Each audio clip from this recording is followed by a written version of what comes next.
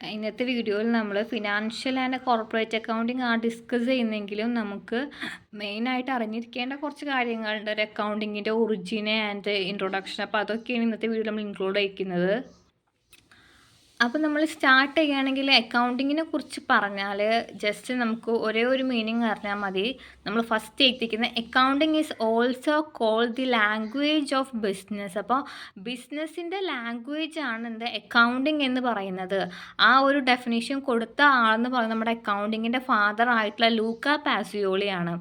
Then അപ്പോൾ just ഒരു introduction നമ്മൾ നോക്കിയാൽ നെക്സ്റ്റ് നമ്മളൊരു ചരിത്രത്തിലേക്ക് വരികയാണെങ്കിൽ ടൈപ്സ് ഓഫ് അക്കൗണ്ടിങ് ഇൻഫോർമേഷൻസ്, അല്ലെങ്കിൽ എത്ര ടൈപ്സ് ഉണ്ട്, അല്ലെങ്കിൽ അക്കൗണ്ടിങ്ങിൻ്റെ ബ്രാഞ്ചസ് എന്തൊക്കെയായിരിക്കും, അല്ലെങ്കിൽ അക്കൗണ്ടിങ്ങിൻ്റെ ഡിസിപ്ലിൻസ് എന്തൊക്കെയാണെന്ന് നോക്കുകയാണെങ്കിൽ മെയിനായിട്ട് ഈ ഒരു 3 എണ്ണം നിങ്ങളങ്ങോട്ട് പഠിച്ചു വെക്കണം. ഫസ്റ്റ് വേണം പറയുന്നത് financial accounting, management accounting and cost accounting.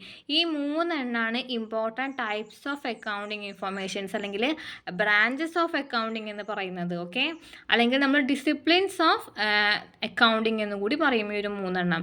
FMC എന്ന് പഠിച്ചാൽ മതി, financial, management and cost accounting.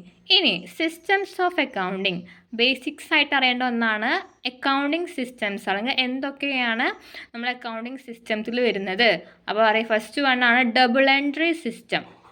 Double entry system എന്ന് പറഞ്ഞാൽ വൈഡായിട്ട് പഠിക്കേണ്ട ഒരു കോൺസെപ്റ്റ് ആണെങ്കിൽ കൂടി നമ്മൾ അതിൻ്റെ പ്രോബ്ലം ചെയ്തിന് പ്രാക്ടിക്കലി അതിൻ്റെ പ്രോബ്ലം ചെയ്തിന് ഭയങ്കര സിമ്പിളാണ് ഡബിൾ എൻട്രി സിസ്റ്റം എന്ന് പറയുന്നത്. പിന്നെ വരുന്നതാണ് സിംഗിൾ എൻട്രി സിസ്റ്റം. വെരി സിമ്പിളാണ്, നമുക്ക് പെട്ടെന്ന് പഠിക്കാൻ വേണ്ടി പറ്റുന്ന ഒന്നാണ് single entry system. Then basis of accounting. Then അതിൻ്റെ ബേസിസിൽ നമ്മൾ നോക്കുകയാണെങ്കിൽ നമുക്ക് ക്യാഷ് ബേസിസും ഉണ്ട്, അക്രൂവൽ ബേസിസാളും ഉണ്ടായിരിക്കാം. അപ്പം നമ്മൾ സിസ്റ്റംസിൽ double entry system, single entry system മനസ്സിലാക്കി ദെൻ ബേസിസ് നോക്കുമ്പോൾ ക്യാഷ് ബേസിസും അക്രൂവൽ ബേസിസും ഉണ്ട്.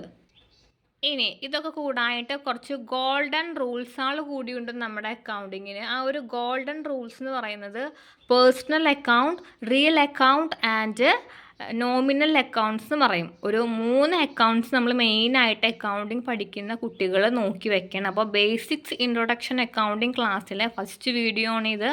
അതിൽ നമ്മളിപ്പോൾ ഗോൾഡൻ റൂൾസ് ആയിട്ടുള്ള personal accounts, real accounts and nominal accounts ആണ് ഡിസ്കസ് ചെയ്യുന്നത്. ഓക്കെ, അപ്പോൾ എന്താണ് പേഴ്സണൽ അക്കൗണ്ട് എന്ന് പറഞ്ഞാൽ debit the receiver and credit the giver. കൊടുക്കുന്ന ആൾ ക്രെഡിറ്റ് ചെയ്യുകയും അത് കിട്ടുന്ന ആൾക്ക് ഡെബിറ്റ് ചെയ്യുകയും ചെയ്യുന്ന ആ ഒരു concept, that is personal account. Okay, നമ്മൾ ജസ്റ്റ് എന്ത് ചെയ്യുക, കൊടുക്കുന്ന ആൾക്കത് കൊടുക്കും. അപ്പോൾ എന്താ ചെയ്യുക, റിസീവ് അല്ലേ, കൊടുക്കുന്ന ആൾക്ക് സാധാരണയായിട്ട് നമുക്ക് നമ്മളെ കയ്യിൽ നിന്ന് പോകും. അപ്പോൾ പോകുമ്പോൾ നമുക്ക് ഡെബിറ്റ് ആവാൻ ചെയ്യും. പക്ഷെ നമ്മൾ എന്തായാലും ഓപ്പോസിറ്റായിട്ട് പഠിച്ചു വയ്ക്കുക. ഡെബിറ്റ് ചെയ്യും റിസീവർ, ഓക്കെ, ക്രെഡിറ്റ് ചെയ്യും കൊടുക്കുന്ന ആൾ.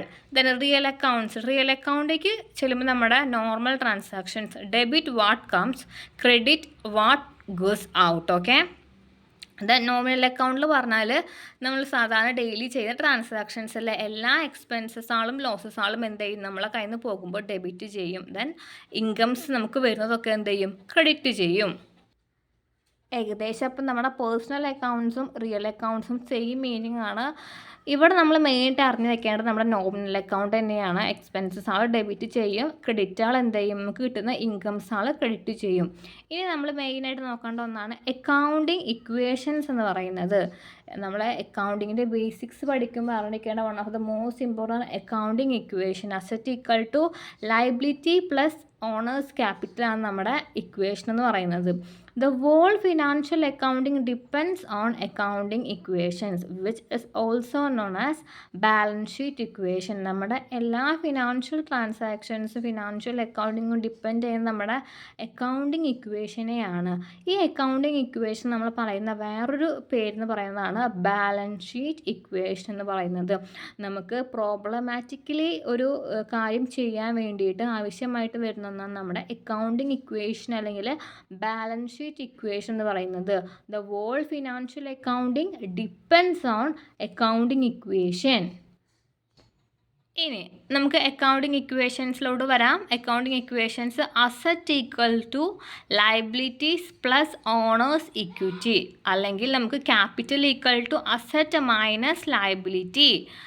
ഈ ഇക്വേഷൻസ് നമുക്ക് അറിഞ്ഞാൽ തന്നെ ഈ ഒരു ഇക്വേഷനിൽ നിന്ന് നമുക്ക് പലതും കാണാൻ വേണ്ടി പറ്റും. ഇപ്പോൾ ക്യാപിറ്റലാണെന്ന് പറയുന്നത് ക്യാപിറ്റൽ കിട്ടണമെങ്കിൽ നമ്മുടെ അസറ്റിൽ നിന്ന് ലയബിലിറ്റി കുറച്ചാൽ മതിയാകും. ഇനി അസറ്റ് കിട്ടണമെങ്കിൽ എന്ത് ചെയ്താൽ മതി? നമ്മുടെ ക്യാപിറ്റലിനെയും ലയബിലിറ്റിനെയും നമ്മൾ ആഡ് ചെയ്താൽ മതി. അപ്പോൾ ഈ ഒരു ഇക്വേഷൻ പഠിച്ചാൽ asset equal to liabilities plus capital, അഥവാ capital equal to asset minus liabilities. ഈ ഒരു ഇക്വേഷൻസ് പഠിച്ചാൽ നമുക്ക് ഏകദേശം നമ്മുടെ അക്കൗണ്ടിങ് ഇൻഫർമേഷൻസ് വെച്ച് പ്രോബ്ലംസ് അവിടെ വർക്കൗട്ട് ചെയ്യാൻ വേണ്ടി പറ്റും.